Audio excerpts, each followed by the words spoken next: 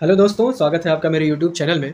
पिछले कुछ समय से हम इंडिया ईयरबुक को कवर कर रहे हैं और अपने पिछले जो वीडियो है उसमें हमने एग्रीकल्चर और फूड को कवर किया था और आज हम चैप्टर 18 और 19 कवर करने वाले हैं, जिसमें हम रेस्पेक्टिवली आयोजना और ग्रामीण विकास के संदर्भ में देखेंगे कि भारत सरकार की कौन सी योजनाएँ हैं जो हमारे लिए इम्पोर्टेंट है।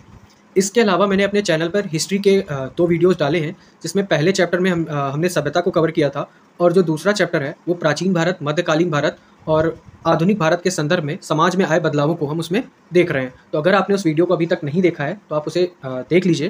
वो आपके प्रीलिम्स में इवन यूपीएससी के साथ-साथ जो स्टेट पीसीएस हैं उसमें भी काम आएगा। तो मैं आपसे रिक्वेस्ट करूँगा कि आप उन वीडियो को ज़रूर देखें और आगे भी वैसे वीडियो मैं अपने चैनल के थ्रू लाता रहूँगा, तो आप हमसे ज़रूर जुड़े रहिए। फिर आगे देखते हैं आज इस चैप्टर में कि कौन सी योजनाएँ, कौन से फैक्ट हमारे लिए इंपॉर्टेंट होते हैं। तो देखते हैं आइए ये चैप्टर। तो चैप्टर 18 है आयोजना। तो राष्ट्रीय भारत परिवर्तन संस्था नीति आयोग की स्थापना वर्ष 2015 में की गई थी। इसकी स्थापना वर्ष 1950 में बने योजना आयोग के स्थान पर की गई। जो 1950 में योजना आयोग था उसके स्थान पर 2015 में नीति आयोग आ गया। इसकी अवधारणा का आधार ये है सहकारी संघवाद का सिद्धांत, राष्ट्रीय विकास में राज्यों की सशक्त और समान भागीदारी, आंतरिक और बाह्य संसाधनों के ज्ञान भंडार से सभी स्तरों पर सुशासन और उत्कृष्ट कार्यों हेतु सरकार को सहयोग देना, ज्ञान और नीतिगत विशेषज्ञता प्रदान कर थिंक टैंक। पूछ लेते हैं कि क्वेश्चन कि इसमें इन संस्थाओं में से कौन भारत की थिंक टैंक है। तो नीति आयोग उसका आंसर होता है, ठीक है। और विकास के संयुक्त लक्ष्य की प्राप्ति में प्रगति की निगरानी कर खामियों को दूर करना और केंद्र तथा राज्यों को साथ लाकर कार्यक्रम क्रियान्वित हेतु साझा मंच तैयार करना है। तो प्रधानमंत्री इस संस्था के अध्यक्ष होते हैं। यह संस्था केंद्र सरकार की नीतियों के निर्माण में मुख्य भूमिका निभाती है और राज्य सरकारों के साथ मिलकर काम करती है, ठीक है। आयोग जो है वो संरचनाबद्ध सहयोग और नीति निर्देशन के माध्यम से सहकारी संघवाद को निरंतर बढ़ावा देता है, ठीक है। फिर संरचना देख लेते हैं। तो भारत के प्रधानमंत्री जो होते हैं वो इसके अध्यक्ष होते हैं और संचालन परिषद में सभी राज्यों के मुख्यमंत्री, विधायिका वाले सभी केंद्र शासित प्रदेशों यथा दिल्ली तथा पुदुचेरी के मुख्यमंत्री और अन्य केंद्र शासित प्रदेशों के उपराज्यपाल शामिल होते हैं। विशिष्ट क्षेत्रों के विशेषज्ञों और पेशेवरों को विशेष आमंत्रित सदस्य के रूप में बुलाया जाता है और इनको जो मनोनीत करते हैं वो करते हैं प्रधानमंत्री। अध्यक्ष के रूप में प्रधानमंत्री के अलावा पूर्णकालिक संगठनात्मक ढांचा इस प्रकार है। उपाध्यक्ष होता है जो कि प्रधानमंत्री द्वारा नियुक्त होता है।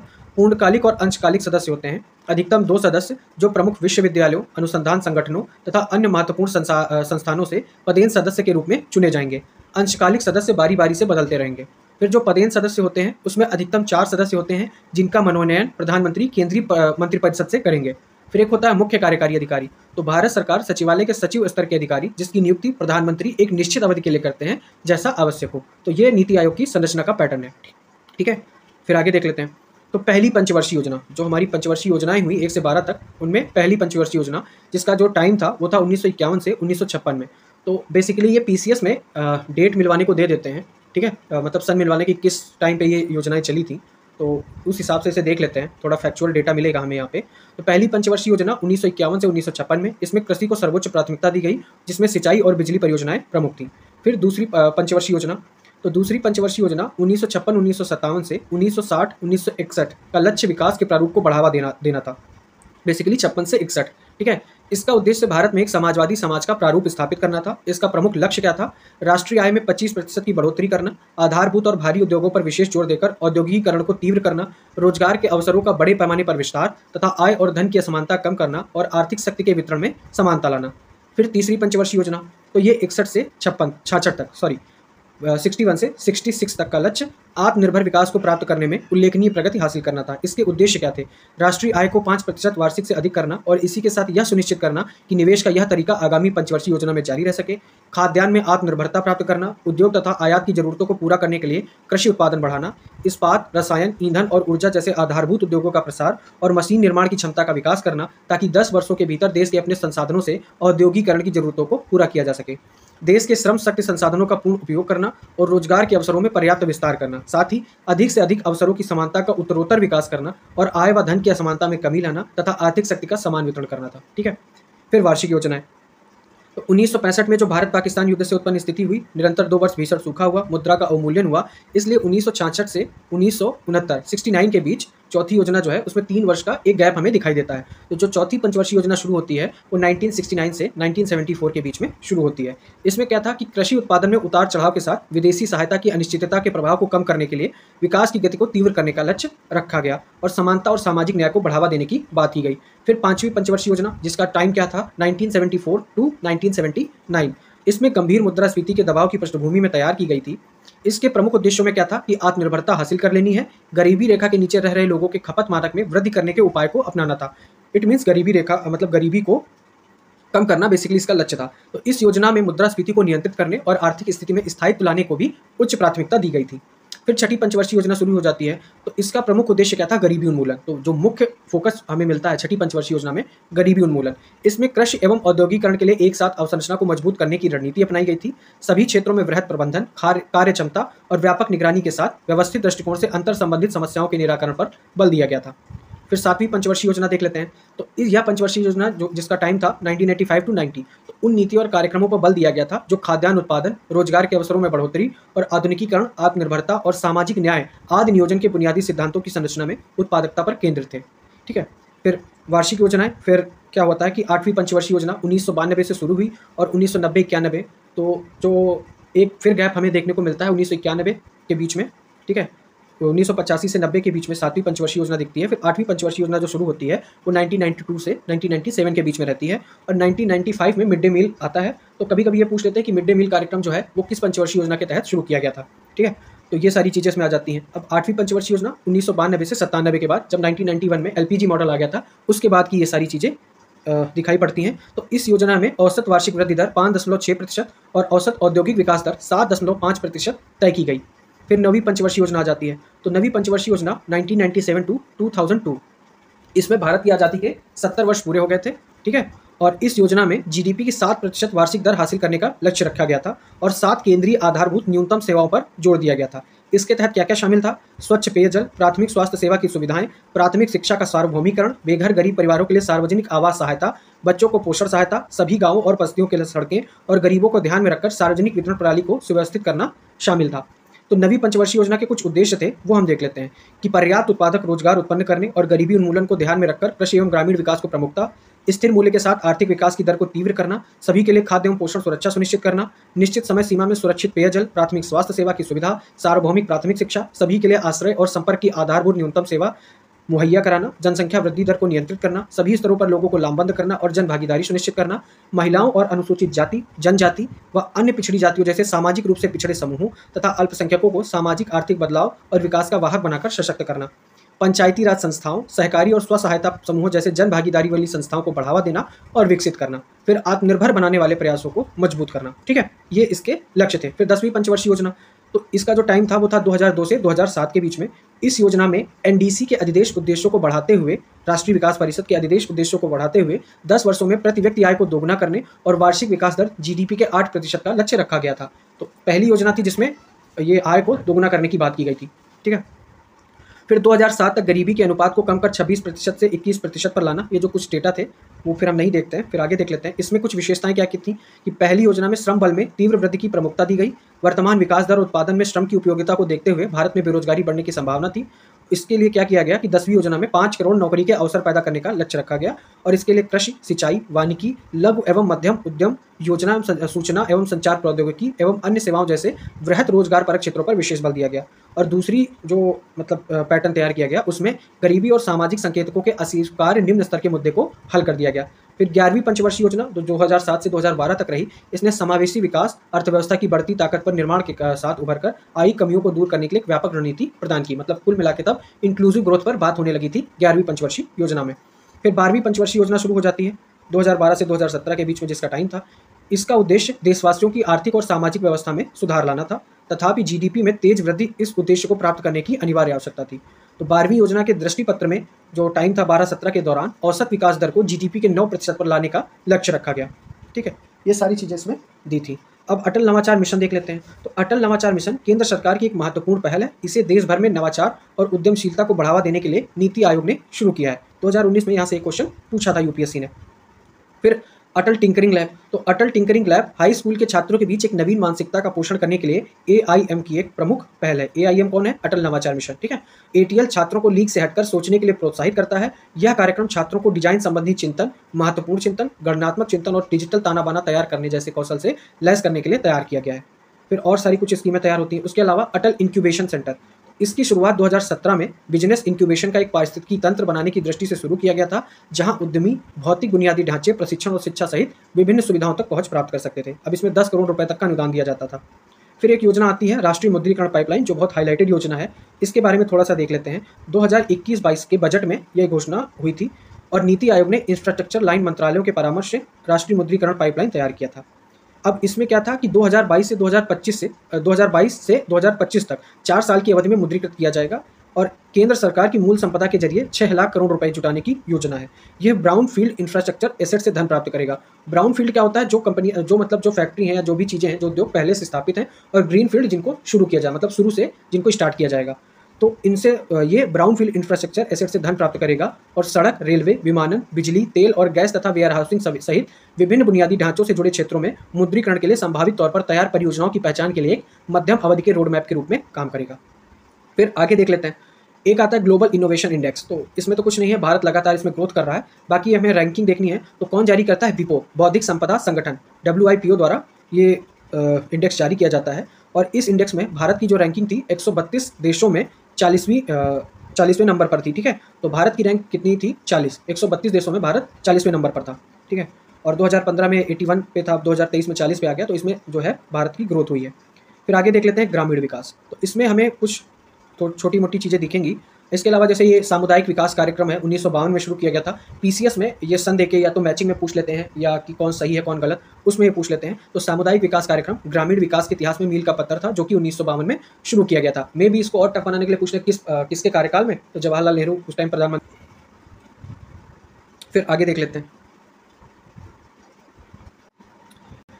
में भी ऐसे क्वेश्चन बन जाएं कि ग्रामीण विकास मंत्रालय के अंतर्गत कौन से कार्यक्रम चलाए जा रहे हैं, तो वो देख लेते हैं। दिहाड़ी आधार पर रोजगार देने के लिए महात्मा गांधी राष्ट्रीय ग्रामीण रोजगार गारंटी स्कीम, मतलब मनरेगा। स्वरोजगार एवं कौशल विकास के लिए राष्ट्रीय ग्रामीण आजीविका मिशन। BPL परिवारों को आवास उपलब्ध कराने हेतु सभी के लिए आवास, प्रधानमंत्री आवास योजना ग्रामीण। उत्तम गुणवत्ता वाली सड़कों के निर्माण हेतु प्रधानमंत्री ग्राम सड़क योजना। सामाजिक पेंशन हेतु राष्ट्रीय सामाजिक सहायता कार्यक्रम। श्यामा प्रसाद मुखर्जी रू अर्बन मिशन। और भूमि की उत्पादकता बढ़ाने हेतु समेकित जल संभर प्रबंधन कार्यक्रम। तो फिर ग्रामीण रोजगार मतलब महात्मा गांधी, वो मनरेगा वाला। राष्ट्रीय ग्रामीण रोजगार गारंटी अधिनियम 2005 अपनी शुरुआत के बाद कई बदलावों से गुजरा है। इसका लक्ष्य क्या था कि देश के ग्रामीण क्षेत्रों में परिवारों की आजीविका सुरक्षा में वृद्धि करना है। इसमें किसी भी वित्तीय वर्ष के दौरान प्रत्येक परिवार को न्यूनतम 100 दिन के लिए दिहाड़ी रोजगार पक्के तौर पर उपलब्ध कराया जाता है, बशर्ते उसके वयस्क सदस्य अकुशल श्रम कार्य करने के इच्छुक हों। एक टर्म है, कुशल नहीं, अकुशल श्रम कार्य करने के इच्छुक हों। इस कार्यक्रम के प्रमुख स्तंभों में सामाजिक समावेशन, लिंग समानता, सामाजिक सुरक्षा और समानता पर आधारित विकास शामिल है। इस कार्यक्रम के लक्ष्य क्या है कि ग्रामीण क्षेत्रों में प्रत्येक परिवार को मांग के आधार पर किसी भी वित्तीय वर्ष में 100 दिन के लिए अकुशल श्रम कार्य के रूप में दिहाड़ी रोजगार उपलब्ध कराना, महिलाओं का सशक्तिकरण सुनिश्चित करना, ग्रामीण निर्धनों का सक्रिय सामाजिक समावेशन, इंक्लूसिव ग्रोथ, ये सारी चीज़ें इसमें थी। तो ज़्यादा ना देखते हुए इसमें आगे देखते हैं। फिर अब इसमें यहाँ पे ये चीज़ दी है कि कौन कौन इसको अधिनियम के जो लक्ष्यों को पूरा करने के लिए क्या क्या सुधार हुए हैं। तो यही है कि राष्ट्रीय इलेक्ट्रॉनिक निधि प्रबंधन प्रणाली, आधार पेमेंट ब्रिज सिस्टम, सृजित संपत्तियों की जियो टैगिंग, और साथ में इन्होंने DBT भी करा दिया है, जो मतलब काम करते हैं उनके सीधे खाते में पैसा आएगा। तो ये कुछ सुधार के हेतु कार्यक्रम अपनाए गए हैं। फिर यही प्रत्यक्ष लाभ अंतरण DBT, जिसको हम अभी पढ़ रहे थे। फिर दीनदयाल अंत्योदय योजना, राष्ट्रीय ग्रामीण आजीविका मिशन। तो दीनदयाल अंत्योदय योजना, राष्ट्रीय ग्रामीण आजीविका मिशन भारत सरकार के ग्रामीण विकास मंत्रालय द्वारा एक प्रमुख गरीबी उन्मूलन कार्यक्रम है, जिसे 2011 में शुरू किया गया था। अब इसके 4 मुख्य घटक हैं, वो कौन कौन से हैं कि ग्रामीण गरीब महिलाओं के स्वप्रबंधित और वित्तीय रूप से टिकाऊ सामुदायिक संस्थानों की सामाजिक गतिशीलता और प्रचार तथा मजबूती, ग्रामीण गरीबों का वित्तीय समावेशन, टिकाऊ आजीविका और सामाजिक समावेशन, सामाजिक विकास और अभिसरण के माध्यम से अधिकारों तक पहुँच। इसमें यही सारी चीज़ें जाननी थी। फिर आगे देख लेते हैं। फिर आ जाता है प्रधानमंत्री आवास योजना ग्रामीण। तो प्रधानमंत्री आवास योजना ग्रामीण मंत्रालय की प्रमुख योजनाओं में से एक है, जिसका उद्देश्य 2024 तक ग्रामीण क्षेत्रों में सभी बेघर परिवारों एवं कच्चे तथा जीर्ण शीर्ण पुराने घरों में रहने वाले परिवारों को अन्य योजनाओं के साथ सम्मिलन कर बुनियादी सुविधाओं के साथ 2.95 करोड़ पक्के मकान उपलब्ध करवाकर सभी के लिए आवास के उद्देश्य को प्राप्त करना है। ठीक है, अब इसमें योजना के तहत जो लाभार्थियों की पहचान और चयन SECC 2011 के डेटा एवं आवास प्लस सर्वेक्षण डेटाबेस और ग्राम सभा द्वारा सत्यापन में आवासीय अभाव सहित अन्य सामाजिक अभाव के मापदंडों पर आधारित है। मतलब जो लाभार्थी चुने जाएंगे वो SECC 2011 के डेटा के अनुसार चुने जाएंगे।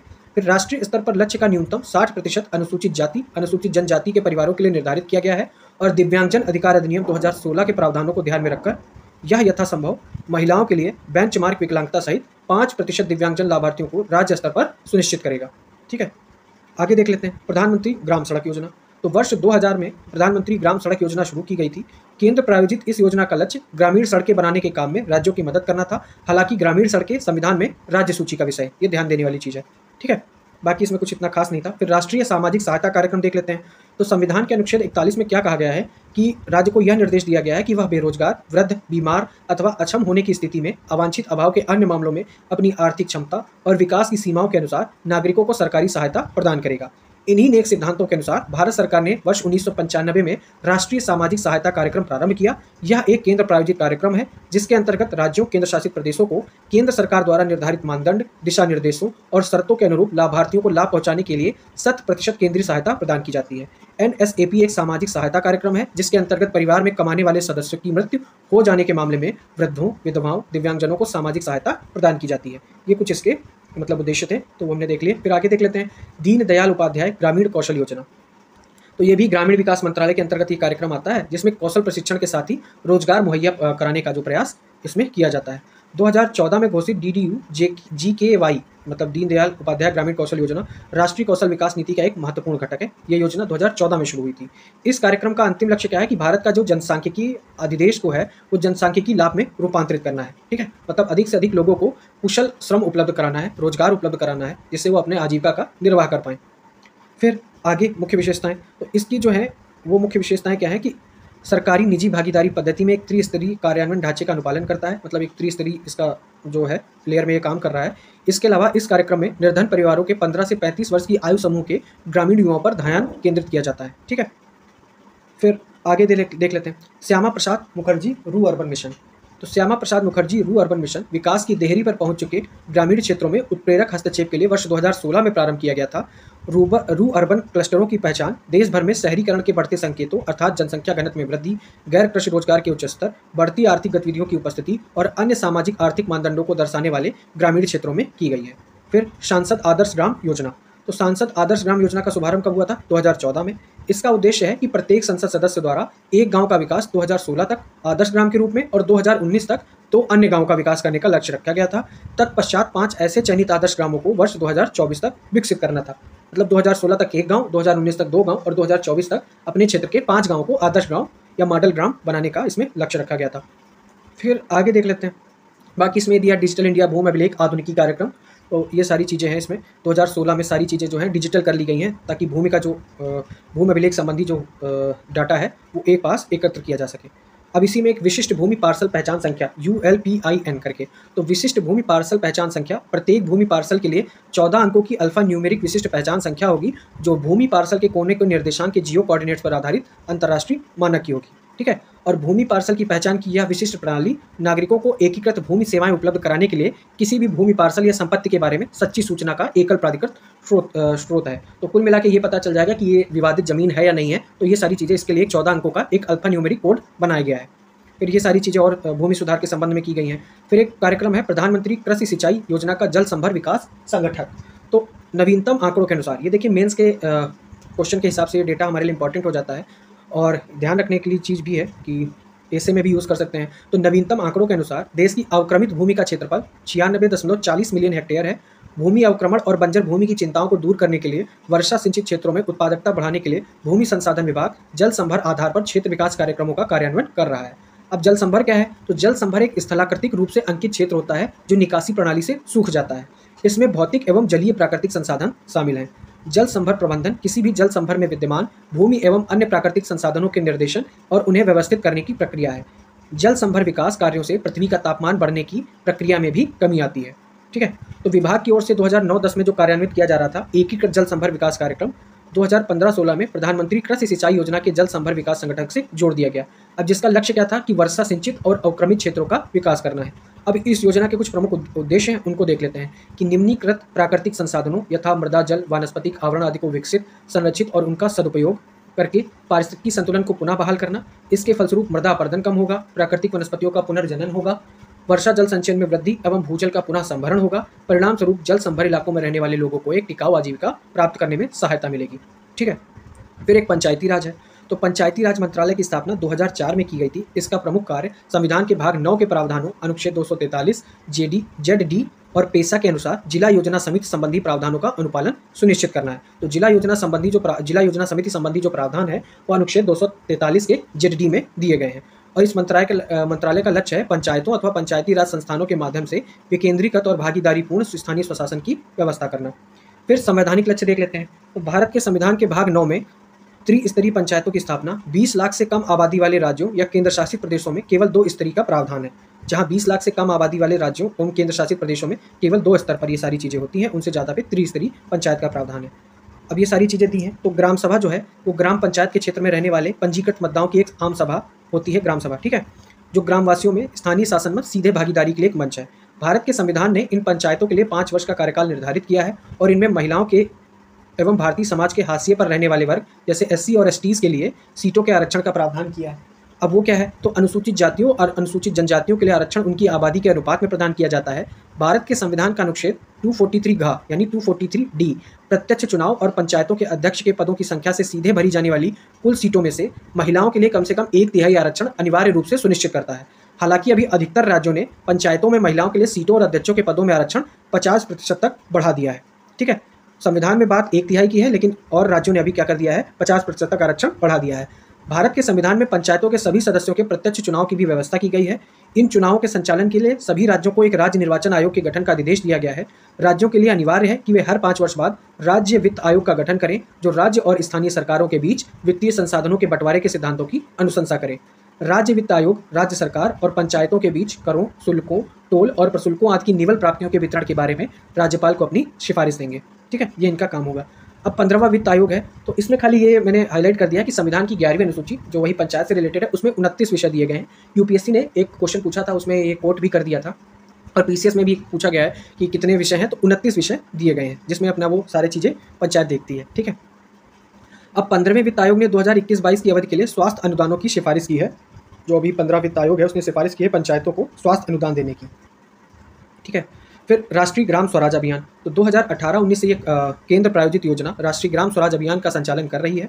इस योजना का प्रमुख उद्देश्य क्या है कि मिशन अंत्योदय के साथ अभिसरण पर मुख्य जोर देने सहित 117 आकांक्षी जिलों में पंचायती राज संस्थाओं को मजबूत बनाने पर बल देते हुए सतत विकास लक्ष्यों को प्राप्त करने के लिए पंचायती राज संस्थाओं को मजबूत बनाना है। ये सारी चीज़ें इसमें थी। अब ग्राम पंचायत विकास योजना, तो ग्राम पंचायत विकास योजना संवैधानिक रूप से अनिवार्य बनाया गया है कि गाँव को उनके पास उपलब्ध संसाधनों का उपयोग करके वो आर्थिक विकास और सामाजिक न्याय को सुनिश्चित कर सकें, इसलिए योजना शुरू की गई थी। इसके अलावा एक स्वामित्व योजना आपने देखी होगी, तो स्वामित्व योजना गांवों का सर्वेक्षण और ग्रामीण क्षेत्रों में उन्नत प्रौद्योगिकी के साथ मानचित्रण एक केंद्रीय क्षेत्र योजना है, जिसे 24 अप्रैल 2020 को राष्ट्रीय पंचायती राज दिवस के अवसर पर शुरू किया गया था। स्वामित्व योजना का उद्देश्य क्या है कि गाँव में बसे हुए ग्रामीण गृह स्वामियों को अधिकारों के रिकॉर्ड प्रदान करना है। इसमें जो कुछ पहलू हैं वो ये हैं कि संपत्तियों के मुद्रीकरण को सुगम बनाना, बैंक ऋणों को सक्षम बनाना, संपत्ति संबंधी विवादों को कम करना, व्यापक ग्राम स्तरीय योजना जो सही अर्थों में ग्राम स्वराज प्राप्त करने और ग्रामीण भारत को आत्मनिर्भर बनाने की दिशा में महत्वपूर्ण कदम होगी। इस सर्वेक्षण के उद्देश्यों में क्या क्या है कि लोगों को संपत्ति कार्ड उपलब्ध कराना, कर्ज लेने आदि जैसे कार्यों के लिए संपत्ति को वित्तीय परिसंपत्ति के रूप में उपयोग लाते हुए ग्रामीण भारत में नागरिकों को वित्तीय स्थायित्व प्रदान करना है। मतलब जो उनकी संपत्ति है उसको एक सिक्योरिटी के रूप में दिखाते हुए अपने लिए लोन भी ले सकते हैं बैंकों से। फिर ग्रामीण नियोजन के लिए सटीक भूमि रिकॉर्ड तैयार करना और जीआईएस मैप का सृजन करना, किसी भी विभाग द्वारा अपने उपयोग का लाभ उठा सकें वो जीआईएस मानचित्रों का उपयोग करते हुए उत्तम गुणवत्ता वाली ग्राम पंचायत विकास योजना की तैयारी में सहायता करना और संपत्ति संबंधी विवादों में कमी लाना आदि शामिल है।